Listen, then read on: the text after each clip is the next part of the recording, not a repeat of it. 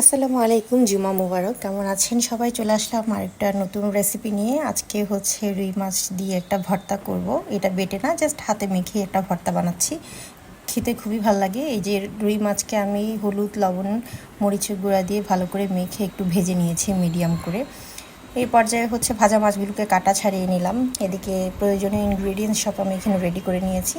এই যে পেঁয়াজ কুচিকে এখন হচ্ছে আমি লবণ দিয়ে ভালো করে মাখিয়ে নিচ্ছি। সেই সাথে এখন মাখিয়ে নিচ্ছে হাতে কাঁচামরিচ, তারপরে শুকনা মরিচ, সব কিছু মেখে এখন দিয়ে দিলাম কাটা ছাড়িয়ে রাখা মাছগুলো। ভালো করে হচ্ছে আমি হাতে মাখিয়ে নিব। দিয়ে দিব ধনেপাতা। এই পর্যায়ে দিয়ে দিব সরিষার তেল।